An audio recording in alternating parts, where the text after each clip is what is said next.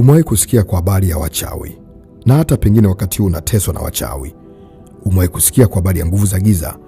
Na pengine unasumbuliwa na nguvu za giza. Unaifahamu dawa ya wachawi? Leo nimekuja kukuletea na kutangazia hadharani habari ya dawa ya uchawi. Pengine kuna nguvu za giza zinakusumbua, au pengine unatumikishwa kichawi. Nataka nikuambia kwamba neno la Mungu linaonyesha wazi katika Biblia ya kwamba kuna dawa au kuna kinga dhidi ya uchawi na nguvu za giza. Nisikilize kwanza. Sikia Biblia inasema nini. Fungua nami katika Biblia kitabu cha Wafilipi sura ya 2 na kuanzia mstari wa 8. Hapa utamuona shujaa wa msalaba aliyeshinda kifo na mauti, na hata sasa yuko hai. Neno la Mungu linaonyesha vile alivyojinyenyekeza na kuweza kushinda mauti. Mstari wa 9. Kwa hiyo tena Mungu alimwadhimisha mno, akamkirimia jina lile lipitalo kila jina. 10. Ili kwa jina la Yesu kila goti lipigwe, la vitu vya mbinguni na vya duniani na vya chini ya nchi, na kila ulimi ukiri ya kuwa Yesu Kristo ni Bwana, kwa utukufu wa Mungu Baba. Biblia inaonyesha wazi ya kwamba kuna jina linalopita uchawi, linalopita nguvu za giza, kwa sababu hilo jina liko juu kuliko vitu vya mbinguni, vitu vya chini na vitu vya eneo lolote lile. Leo hii kwa ujasiri mkubwa na kutangazia wazi ya kwamba jina la Yesu ndilo jina linaloweza kuondoa uchawi. Uchawi hauondolewi kwa mifupa ya nguruwe. Uchawi hauondolewi kwa dawa ya aina yoyote ya kimfumo wa kibinadamu. Ayo majani uliopewa, hivyo vitu ulivyopewa, haviwezi kushinda uchawi unaokusumbua. Kinachoweza kuushinda uchawi unaokusumbua ni jina la Yesu. Jina la Yesu pekee ndilo lenye mamlaka dhidi ya uchawi na nguvu za giza zote. Na ndio maana tunapolitaja jina la Yesu, jina lake pekee linaweza kuangusha na kutikisa ngome na hata falme, kwa sababu ni jina lililopita majina yote. Kitabu cha Matendo ya Mitume sura ya 4 mstari wa 12. Wala hakuna wokovu katika mwingine yote, kwa maana hapana jina lingine chini ya mbingu ambalo tumepewa wanadamu litupasalo kuokolewa au linalofaa kutuokoa isipokuwa ni jina la Yesu. Hatuokolewi kwa kingine chochote, tunaokolewa kwa jina la Yesu. Leo hii unateswa na wachawi, nguvu za giza. Nataka nikuhakikishia kwamba jina la Yesu linaweza kukuokoa. Jina la Yesu linaweza kukuweka huru. Jina la Yesu linaweza kukufanya ukawa salama. Warumi sura 10 mstari wa 13. Kwa kuwa kila atakayeliitia jina la Bwana ataokolewa. Unapokutana na situation ngumu, unapokutana na wachawi wamekuandama, nguvu za giza zimekuandama, mapepo yamekuandama, ukiliita jina la Yesu utaokolewa. Ukiliita jina la Yesu utaupata wokovu. Wokovu upo, unahitaji kuliita jina la Yesu. Yeye ni mwaminifu. Na kitabu cha Yohana 16:23 na 24 anasema, amini amini nawaambia, mkiomba, yani mkimwomba Baba neno lolote kwa jina la Yesu, Baba atatenda. Anasema tuombe tutapokea, na furaha iwe timilifu kwetu. Tukiomba jambo lolote kwa jina la Yesu, mambo yanatokea. Kitabu cha Marko sura 16 mstari wa 17 na 18. Ishara hizi zitaambatana au zitafuatana na hao waaminio. Kwa jina la Yesu, kwa jina langu ambaye ni jina la Yesu, kwa jina la Yesu tutatoa pepo, tutasema kwa lugha mpya, tutashika nyoka, wala hakuna kitu chochote kitakachotudhuru. Hata tukinywa vitu vya kufishwa, maana hata tukinywa sumu, jina la Yesu linaweza kutuweka kuwa salama. Jina la Yesu ni jina kuu kupita majina yote. Amini jina la Yesu, tumia jina la Yesu. Tumia jina la Yesu. Yeye anaweza kutuokoa na kila mashambulizi, anaweza kutuokoa na kila vita tunazopitia. Jina la Yesu liko juu ya majina yote. Katika Biblia takatifu kulikuwa kuna wachawi ambao walikuwa wanafanya kazi kubwa ya kuwazuia watu wa Mungu wasiamini. Na pengine na wewe kuna mchawi anazuia uchumi wako. Pengine nawe kuna mchawi anazuia furaha yako, anazuia hatima yako, anazuia vitu vyako, na kutangazia katika jina la Yesu ya kwamba huyo mchawi kwa mamlaka iliyo ndani ya jina la Yesu anaenda kupigwa kwa jina la Yesu. Kitabu cha Matendo ya Mitume sura 13 mstari wa 6 hadi 12, utaona habari ya mtu mmoja aliyefahamika kwa jina la Elima au Bali-Yesu. Ukisikia neno Bali-Yesu, ni mtu ambaye alikuwa mchawi, alikuwa anapinga watu wasifanyikiwe, alikuwa anazuia watu wasifanyikiwe. Mstari wa 8, lakini Elima yule mchawi, maana ndio tafsiri ya jina lake, akapigana nao akitafuta kugeuza, yani kumgeuza yule liwali asiamini. Kumbe wachawi wanaweza kugeuza watu wasikutane na miujiza yao, watu wasikutane na majibu yao. Kila mchawi ambaye anakuzuia, ambaye amesimama kwenye njia yako, anayezuia watu wa muhimu kwenye maisha yako, natangaza katika jina la Yesu ashughulikiwe, apigwe, aondoke, aangushwe katika jina la Yesu.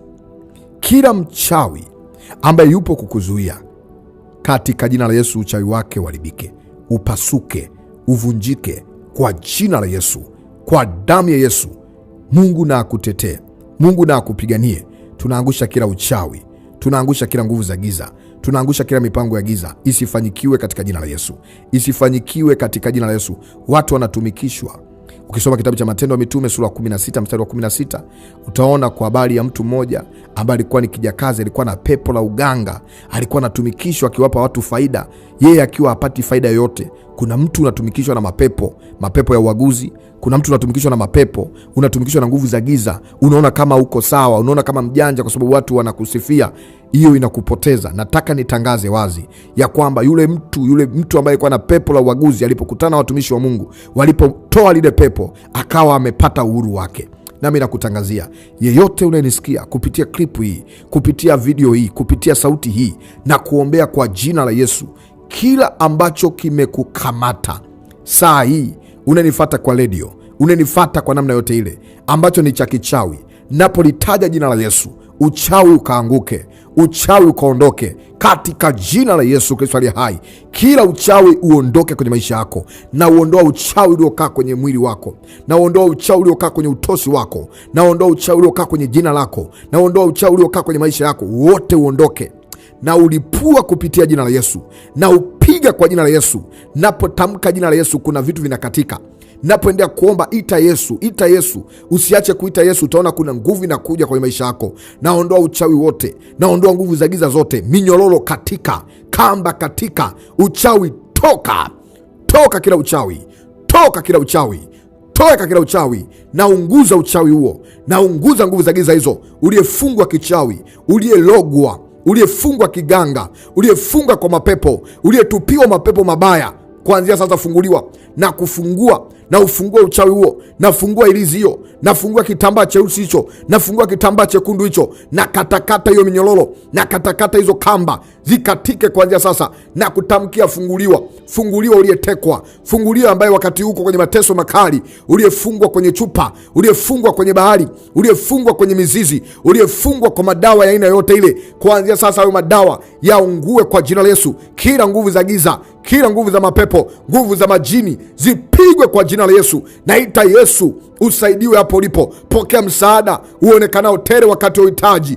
Naita jina la Yesu, naita jina la Yesu. Napolitaja jina la Yesu, kuna vitu vinaungua. Kuna watu wanakasirika, kuna watu wanasikia kukuchukia, kuna watu wanasikia kuungua. Wacha waungue wote kuanzia sasa napoita jina la Yesu. Kuna mtu anasikia kichefuchefu, ulilishwa vitu vya kichawi, ulilishwa vitu vya kipepo kwa njia ya ndoto, kwa njia ya vyakula. Kuna watu wabaya wakakupa vitu vya kufisha. Kuanzia sasa hivyo vitu vinaharibiwa, havitakuzuru tena. Kuanzia sasa nguvu za giza, ilizi hizo zinaungua, vyote vinaungua kwa jina la Yesu. Roho za makafara, roho za kipepo, masadaka ya kuzimu, uliyetarajiwa kutolewa sadaka, uliyetarajiwa kutolewa sadaka, makafara yote na yaunguza, na yapiga kwa jina la Yesu. Hao wanaokunyonya damu, hao wanaokunywa damu yako, kuanzia sasa hizo damu ziwarudie wao. Natuma moto kwa jina la Yesu, natuma moto kwa jina la Yesu, natuma moto kwa jina la Yesu, natuma jina la Yesu, natamka jina la Yesu. Uchawi vunjika, nguvu ya makaburi vunjika.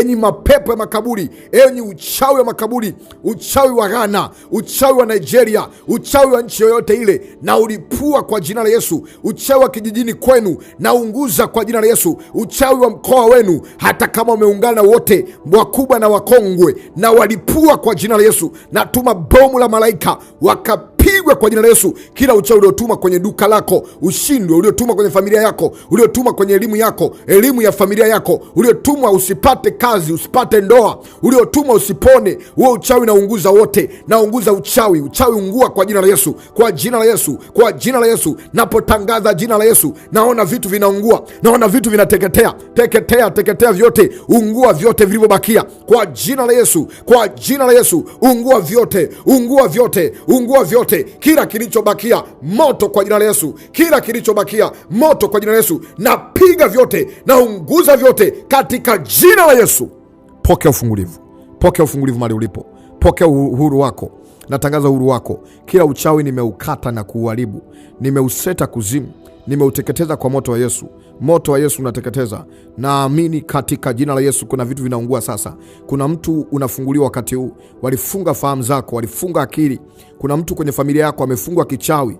Tunakata minyororo yote. Nakomboa ufahamu, nakomboa hatima, nakomboa uchumi, nakomboa mikono, nakomboa hatua, nakomboa kibali. Naunguza uchawi wote ambao umeutuma. Wengine mnalogana ndugu kwa ndugu, wenyewe kwa wenyewe. Napiga uchawi wa familia.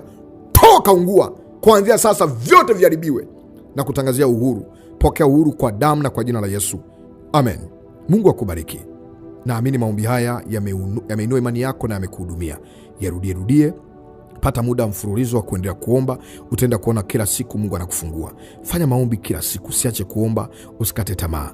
Uchawi ni kitu kidogo mbele za Mungu. Changamoto yako unaomba, unaacha. Ukikaa sawa, unaacha. Maombi natakiwa yaendelee kwenye maisha yako. Umesikia kuhudumiwa, umesikia ishara zinatokea, umesikia kufunguliwa. Jiconnect au jiungamanishe na maombi haya kwa imani kwa sadaka yako ya hiari. Sadaka ni hiari. Sadaka inasindikiza maombi yako. Kuna mtu unabarikiwa kila siku, anasema mtumishi wa Mungu namsikiliza kila siku. Yaani ananibariki, maombi yake ananibariki. Lakini ukitaka upate kujiunganisha, achilia sadaka yako.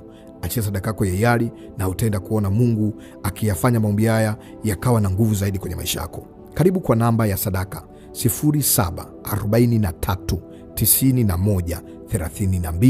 0743913291.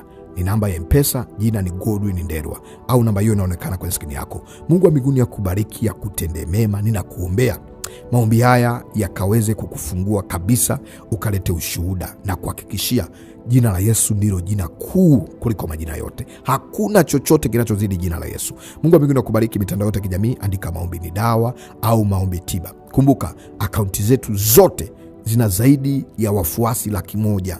Ukiwa unafuatilia akaunti yenye chini ya wafuasi 100,000 ya TikTok ya eneo lote lile, basi akaunti hiyo ni fake. Akaunti ya YouTube, akaunti ya TikTok, isipokuwa akaunti ya Maombi ni Dawa kwa njia ya YouTube pekee ndio ina chini ya wafuasi 100,000, ina 10,000 na. Mungu wa mbinguni akubariki, akutende mema, uwe na wakati mzuri.